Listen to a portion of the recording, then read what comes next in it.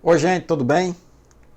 Na terça-feira, a Organização das Nações Unidas e o painel intergovernamental de acompanhamento das mudanças climáticas divulgaram dados sobre o aquecimento global e o aumento da concentração de gases de efeito estufa alarmantes. Esse é o tema da conversa do PH de hoje.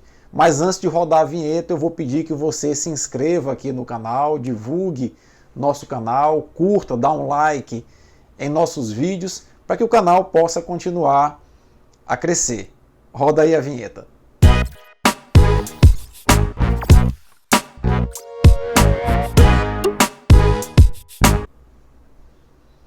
Pois é, gente, o relatório do início da semana da ONU, juntamente com o painel intergovernamental de acompanhamento das mudanças climáticas, mostrou que as metas traçadas pelo Acordo de Paris de redução de emissão de gases de efeito estufa estão subdimensionadas.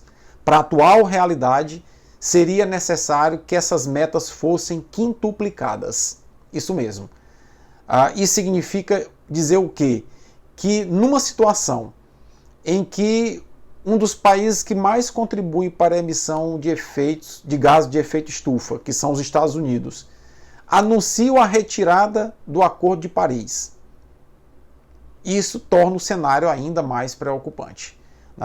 Segundo os relatórios, se nada for feito até 2060, nós teremos um aumento de 5 graus na temperatura média global. Gente, aumentar 5 graus na temperatura média global vai ser um desastre, porque vai alterar todo o ciclo de chuvas, possivelmente com aumento de furacões, aumento de tempestades, aumento de ondas de calor, como as que acometem alguns países, matando muitas pessoas, aumentando incêndios, como nós estamos verificando na Califórnia, verificando em Portugal, né?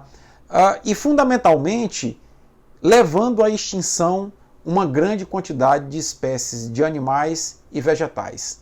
Eu lembro que nesse contexto todo o Brasil poderia ocupar um papel de destaque, dando o exemplo de preservação, porque o Brasil detém uma das maiores florestas tropicais do mundo, né, que contribui de uma maneira decisiva para a retirada, a remoção de gases do efeito estufa, notadamente o CO2, na síntese de moléculas para aquelas plantas que estão na floresta amazônica, né?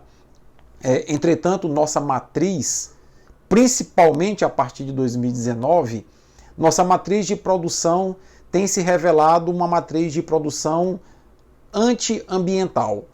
É uma matriz de produção que privilegia o desmatamento e privilegia a agricultura e pecuária extensiva. Dessa forma, quando você desmata grandes áreas de floresta, você retira um elemento importante na redução de gases do efeito estufa e insere naquele ambiente um elemento de emissão de gases de efeito estufa.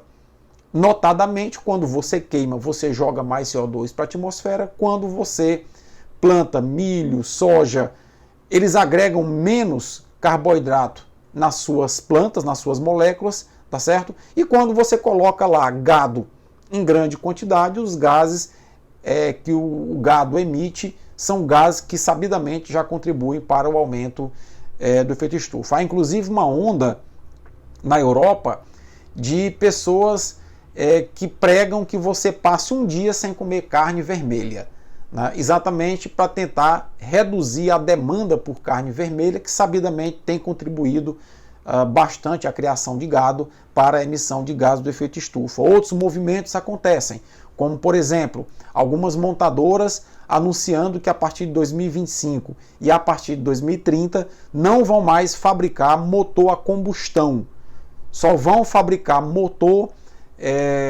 elétrico e motor movido a hidrogênio. A Volkswagen partiu na frente e anunciou que em 2025 será produzido o último motor a combustão da empresa. Na mesma onda veio a Toyota, veio a Ford e elas basicamente pressionadas por uma indústria, por uma marca americana, a Tesla, que fabrica carro elétrico. A China já está investindo também no motor elétrico e tem um dos melhores carros elétricos do mercado, né? Então, quer dizer, a própria concepção da exploração do petróleo enquanto um combustível fóssil para alimentar uma frota de veículos está sendo revista no mundo inteiro. E nós não podemos ficar atrás dessa onda de conservação e preservação do meio ambiente, que é inclusive uma onda que movimenta muito a economia, né? Muitos produtos orgânicos, por exemplo, ganham espaço cada vez mais nas prateleiras dos supermercados. Há inclusive lojas especializadas apenas em produtos orgânicos, né? Então isso é uma tendência que a população mundial, principalmente a mais instruída, de países mais envolvidos, já começou a perceber.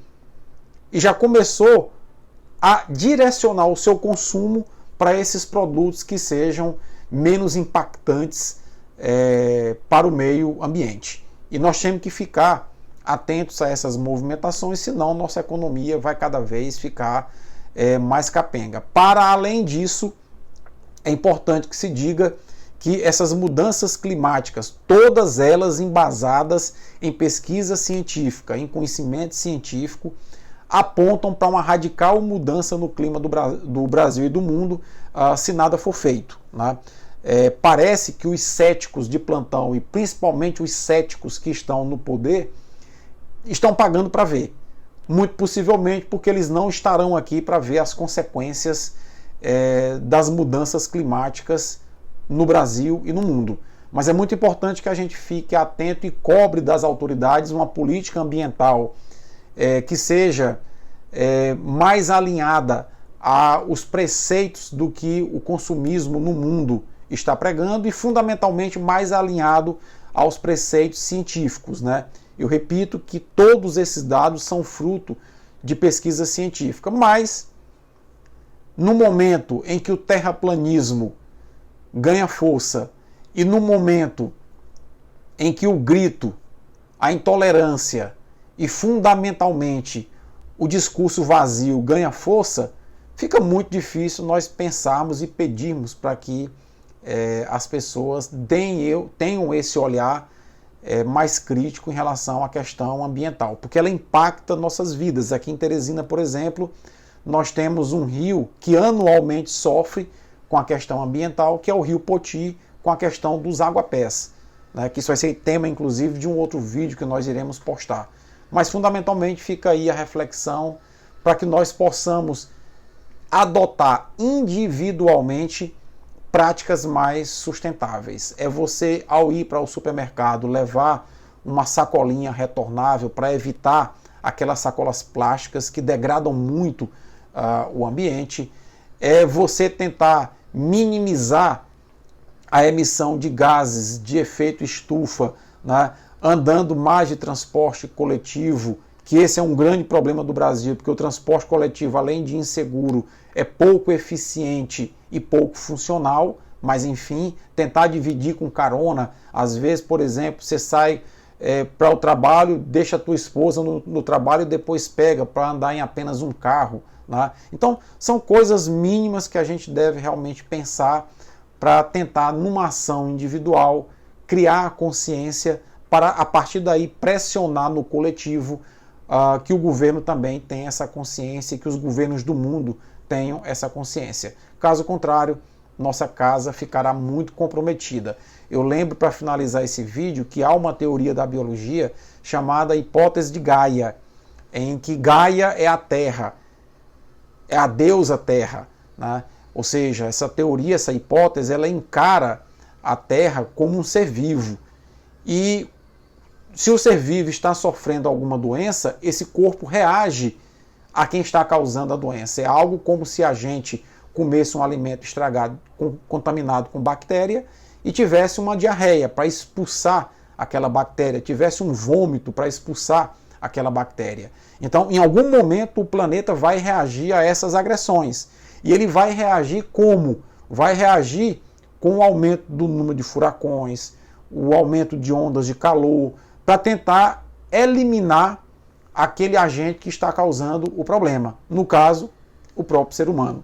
Então ficam aí as reflexões sobre o aquecimento global e o relatório emitido no início da semana, né, e sobre as condutas que nós individualmente podemos adotar para que no coletivo possamos pressionar os governos por uma mudança de postura em relação ao meio ambiente. Forte abraço a todos e até a próxima.